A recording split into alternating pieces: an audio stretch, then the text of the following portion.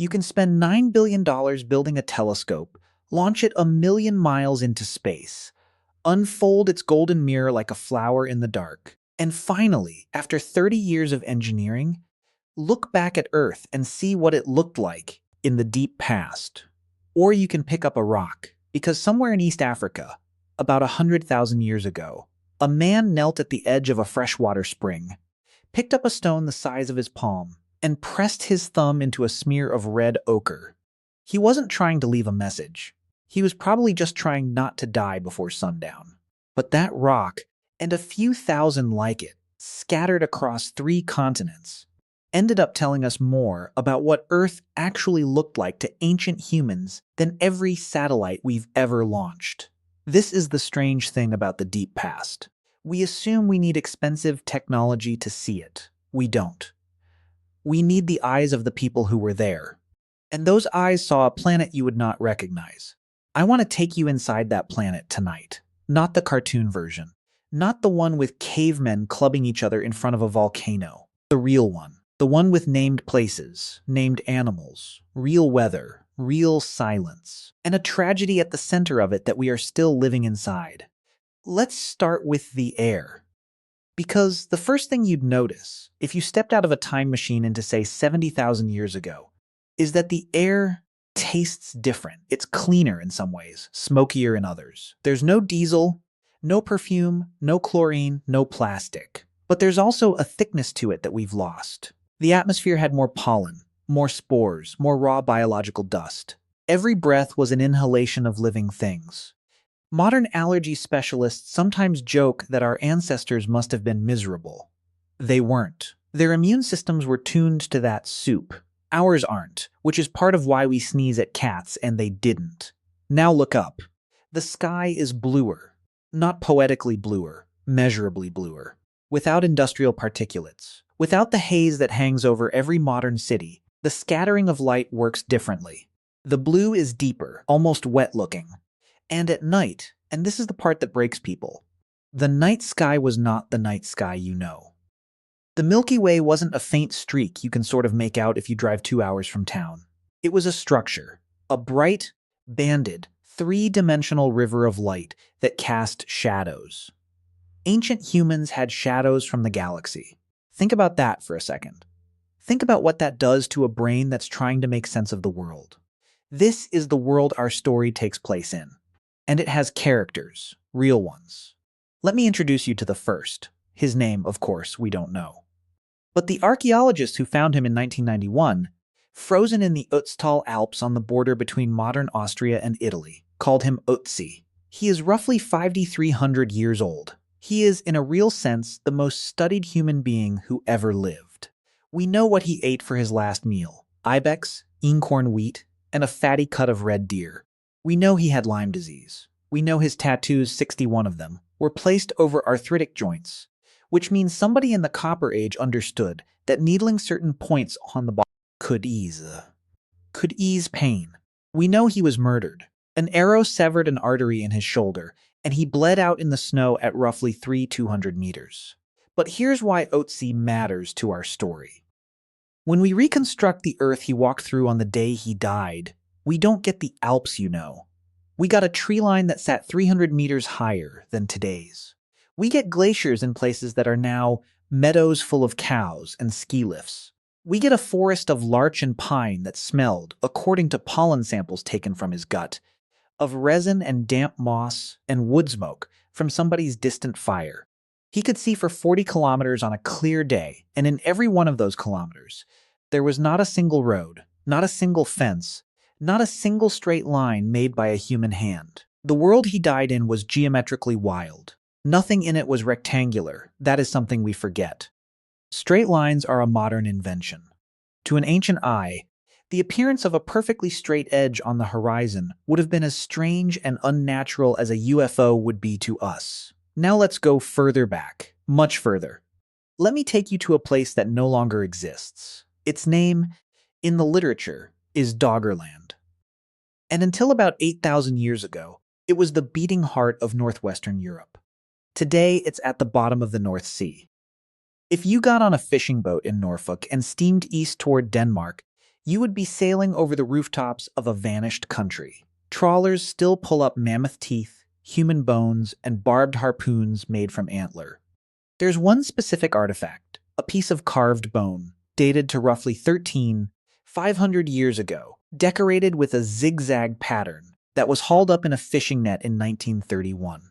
It sat in a museum drawer for decades before anyone realized what it was. A souvenir from a drowned world. Doggerland was warm. Not tropical, but warm enough that you could live there year-round if you knew what you were doing.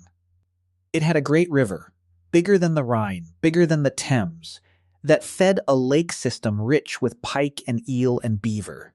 There were elk in the wetlands, there were wild horses on the higher ground, and there were people. A lot of people.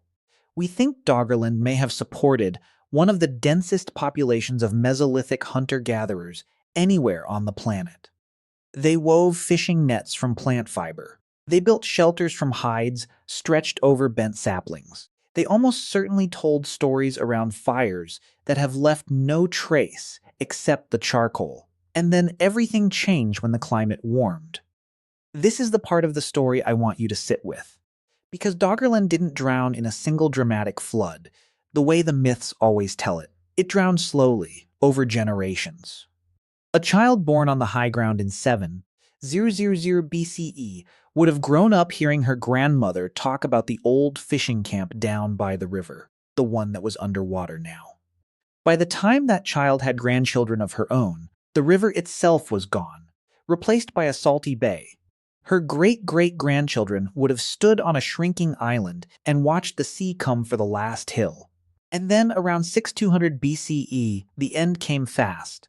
A massive underwater landslide off the coast of Norway, the Storegga Slide, generated a tsunami that swept across what was left of Doggerland in a single afternoon. We have the sediment layers. We have the displaced shells.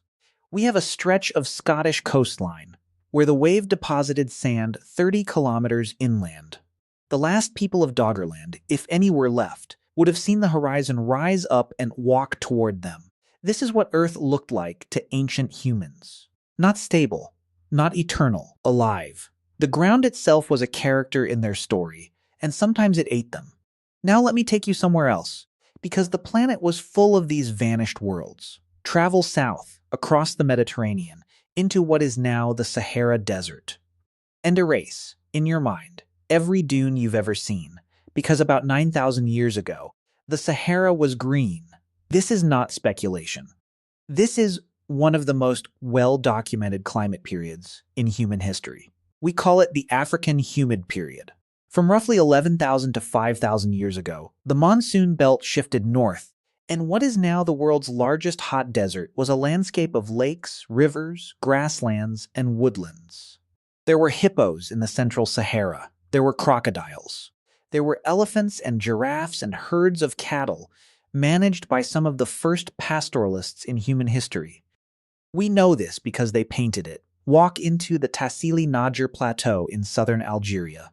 Climb up among the red sandstone pillars, and you will find rock art galleries older than the pyramids. There are thousands of paintings, swimmers, dancers, cattle being herded, women carrying children. A whole society frozen on stone, depicting a world that no longer exists. The painters worked in mineral pigments, ochre, hematite, manganese, and some of their images are so detailed that you can identify the species of antelope by its horns. And here is where the human drama enters. Because while these people were painting their cattle, the climate was already turning against them. Around 5,500 years ago, the monsoon belt began to retreat south. The lakes shrank. The grasses thinned. The cattle had to be moved farther and farther in search of water. And the people, the artists, the herders, the children who learned to swim in those vanished lakes, had to make a choice. Some of them went south, into what is now the Sahel. Some of them went west, into the deep desert that was forming around them, and we still don't fully know what happened to them. But some of them, and this is the part that matters, went east. They followed the dying rivers. They followed them down a great valley, and they settled along the banks of the only river big enough to keep them alive, the Nile. The civilization we call ancient Egypt was, in part, built by climate refugees from the dying Green Sahara. The pyramids exist because the Sahara died. Read that sentence again. The most iconic monuments of the ancient world are the indirect product of an environmental collapse that pushed an entire population into a single river valley and forced them to invent agriculture, irrigation, hierarchy, and stone architecture just to survive. This is what Earth looked like to ancient humans. It was not a stage on which they performed their history. It was the engine that drove their history. And here is where the story turns dark, because we have so far been talking about climate change that humans only had to react to. Now I have to tell you about the climate change they caused. Let me tell you about a specific animal. Her name we will never know. But she was a woolly mammoth, female, roughly 40 years old, and she died on what is now Wrangel Island, in the Arctic Ocean north of Siberia, about 4,000 years ago. She was, as far as we can tell, one of the last of her kind anywhere on Earth. Think about that timing. 4,000 years ago, the Great Pyramid of Giza was already 500 years old. Stonehenge was being completed. The Akkadian Empire was rising in Mesopotamia. There were libraries. There was bronze. And on a remote island in the Arctic, a population of mammoths, smaller than their mainland cousins, isolated, genetically inbred, was finally collapsing into extinction. The mainland mammoths had been gone for thousands of years already. And the evidence, gathered over the last 20 years from sites across Eurasia and North America, suggests that we did it. Not entirely. The climate was warming. The grasslands they depended on were shrinking. But the pattern of mammoth deaths, the spear points found among their bones, the way their populations crashed precisely when human hunters arrived in a new region, it adds up to a verdict the data keeps confirming. This was not a hunt for sport. These were people who needed calories, hides, and bone. A single mammoth could feed a band for a month. The hunters who took down those animals were not villains. They were parents trying to keep children alive through the next winter. But the result, repeated across continents and millennia, was the loss of an entire category of life. The mammoths, the mastodons, the giant ground sloths, the short-faced bear, the American cheetah, the Irish elk, the cave lion, the European hippo. Animal after animal vanishing in the wake of human arrival. This is the tragic turn at the heart of the story. The Earth that ancient humans looked at was, in many ways, made empty by ancient humans. We tend to imagine the deep past as a richer, wilder world than our own, and in many ways it was. But by the time the first cities rose, the great megafauna were already mostly gone. The Earth that the pharaohs knew was already a quieter, lonelier planet than the one their great-great-grandparents had hunted across. And here is the part that should haunt you. The people doing the hunting almost certainly didn't understand what they were causing. To them, the mammoths had always been there. The bison had always been there. The aurochs had always been there. The idea that a species could simply end, that the world could become permanently smaller because of what you did, was probably not a concept they had words for. Each generation grew up in a slightly diminished world and assumed that was just how the world had always been. There's a name for this. Ecologists call it shifting baseline syndrome. Every generation accepts the impoverished world it inherits as normal, because it has never known anything else.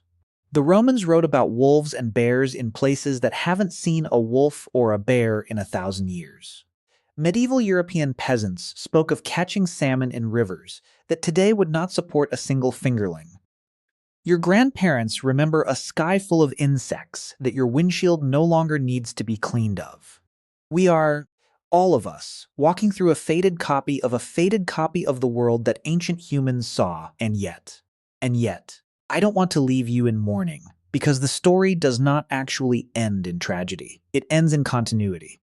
And this is where I want to take you, in the last part of our journey, because here is the strange truth that the artifacts keep telling us. The ancient humans who watched the Sahara turn green, then brown, then deadly, they kept going. The people of Doggerland who watched their country drown, they kept going. They moved inland. They became the ancestors of the populations who would later build Stonehenge and the Newgrange tomb in Ireland, whose central chamber is illuminated by sunlight for exactly 17 minutes on the morning of the winter solstice. Every year, exactly as its builders intended 5,000 years ago. Think about that. The Earth that ancient humans looked at was unstable, dangerous, full of disappearing coastlines and dying lakes and vanishing animals. And their response was to build something that would track the most stable thing they could find, the return of the sun. They didn't just survive in a changing world. They oriented themselves to what didn't change. They built calendars in stone. They aligned tombs with stars. They left messages for descendants they would never meet. When you stand inside Newgrange at dawn on December 21st, you are sharing a moment of light with people who lived before the wheel was invented in Europe. The sun coming through that slot does not know what year it is. To the photons themselves, it is the same morning it has always been. And the engineering that captured that morning was done by people who looked up at the same Milky Way you would see from a truly dark place tonight, and decided that the only sane response to a world that changes was to mark, with permanent stone, the rhythms that don't. So what did Earth really look like to ancient humans back then? It looked enormous. It looked alive. It looked unpredictable in ways we have mostly engineered out of our daily lives. The ground could open. The sea could rise. The forest could empty. The animals could vanish. The sky could speak in a language of light we have mostly forgotten how to read. But it also looked workable, negotiable. A world that could be observed carefully enough to be partly understood. A world worth painting on stone, worth orienting tombs toward, worth burying your dead with ochre and flowers, and the tools they would need in whatever came next. The man at the spring with the red ochre on his thumb. Ötzi died in the Alps. The fishermen of Doggerland watching the sea climb their hill. The painters of Tassili recorded a green world before it died. The hunters who took the last mammoth on Wrangel Island, probably without understanding that she was the last. The builders of Newgrange aligned their tomb with a sunrise their great-grandchildren would still come to witness. These are not characters in a textbook. These are people whose names we don't know, who lived in a world we have inherited and changed almost beyond recognition, and who left, scattered across the bones of 3 continents, enough evidence for us to reconstruct what their eyes actually saw. And the last thing I want you to understand is this. The drive that pushed those people across drowning coastlines, across drying savannas, across a tundra full of dying giants, that drive is still in you. The instinct to map your world, to mark the things that matter, to leave something for the people who will come after, that didn't end with them. You have cancer. It steals years. It is the same instinct that built the telescope I mentioned at the start of this. It is the same instinct that makes you watch a video like this one, trying to picture a world you will never get to walk through, trying to understand the people who walked through it for you. The Earth they saw is gone, but the act of looking carefully at a world bigger than yourself, that is still happening.